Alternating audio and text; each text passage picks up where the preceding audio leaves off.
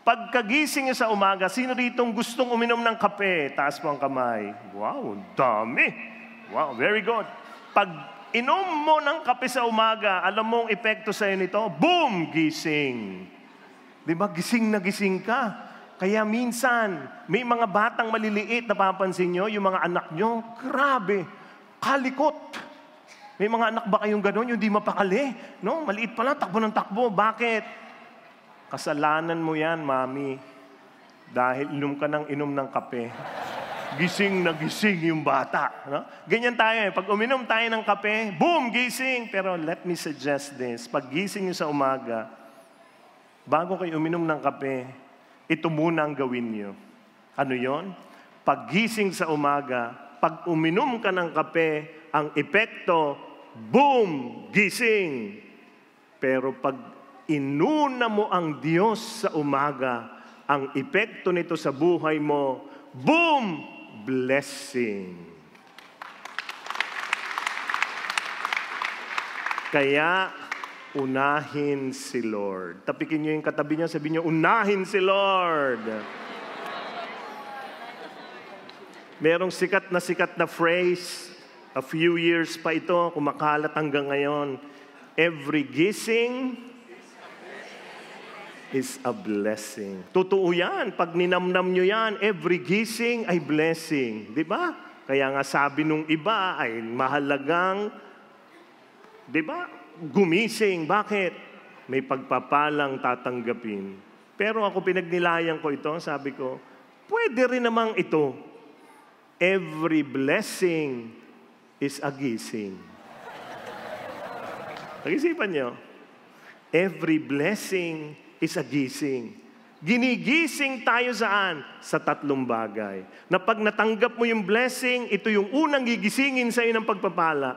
That God believes in you. Bakit?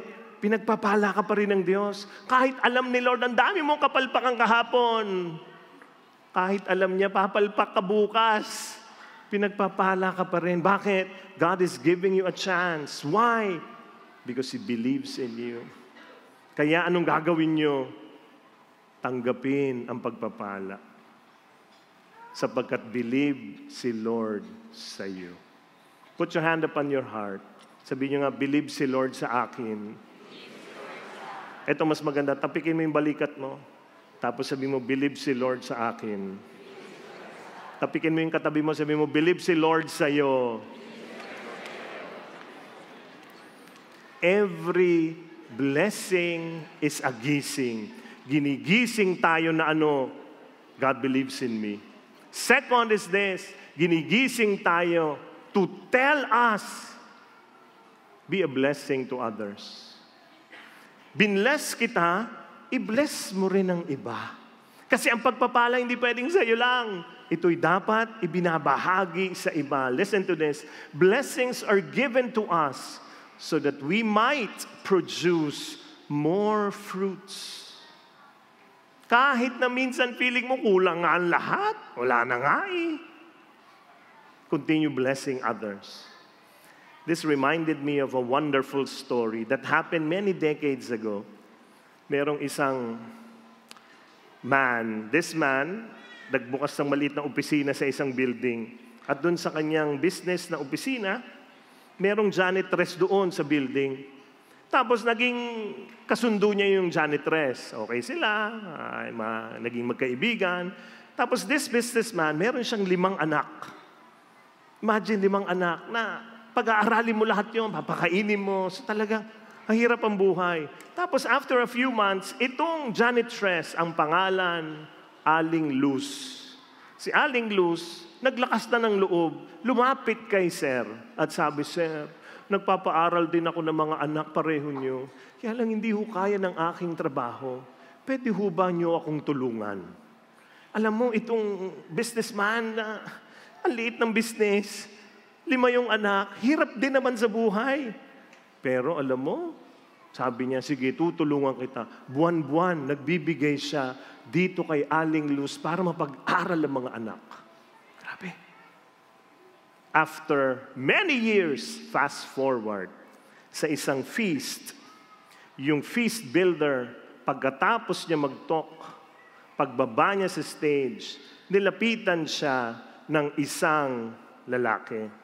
At ang sabing ganito, tatay mo ba si Mr.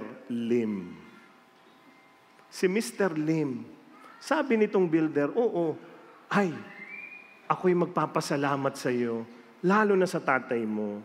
Kasi nanay ko si Aling Luz, yung janitress doon sa building kung saan nandoon ng maliit na opisina ng tatay mo noong araw, na yung nanay ko humingi ng tulong kay Mr. Lim, tatay mo, para pag-araling kami. Kaya maraming salamat. Alam mo yung builder, nagulat talaga. Grabe yung tatay ko. Tapos naisip ng builder, kaya pala nung panahon noon, ang tagal namin magbayad ng tuition fee. Kasi merong binabayarang iba. Ganyan. Tapos alam mo, sabi nung anak ni Aling Luz, sabi mo sa tatay mo ha, dahil sa kabutihan niya, isa ako sa mga napag-aral niya. At ngayon, ako ay pari na. The name of the priest is Father Toto Serrada.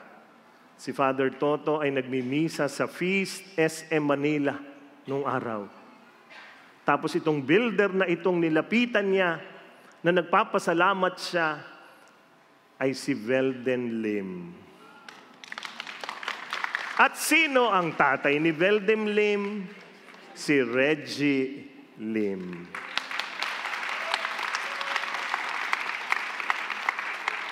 Thank you, Reggie, sa inspirasyon mo sa amin na kahit butas ang mga bulsa namin at pantalon, pwede pa rin kami magbigay. Bakit? Kasi ang blessing ay hindi para sa iyo lang. Ito'y dapat ibinibigay din sa iba. Amen? Tapikin mo yung katabi mo. Sabi mo, pag-aralin mo rin ako. Ha? Malay mo. Ba? And the third gising of every blessing is this. Hindi ikaw ang ginigising. Ginigising yung pananampalataya ng ibang taong pumapaligid sa iyo at makikita nila, binibless ni Lord itong tao na to. Baka nga, totoo talaga, buhay ang Diyos. Dahil nakikita sa iyo kasi binibless ka ni Lord, tapos pinamimigay mo rin naman. Kitang-kita nila na binibless ni Lord, ay buhay nga ang Diyos. Sasabihin ng iba, gigisingin sila, meron ngang Diyos, siya ang bida. Every gising is a blessing, but every blessing is a gising. To tell you that God believes in you, kaya binibigyan ka ng pag-asa muli. To tell you that your blessing is not just for you, it is to be shared to others. And finally, gigisingin ang iba na buhay at totoo ang Diyos.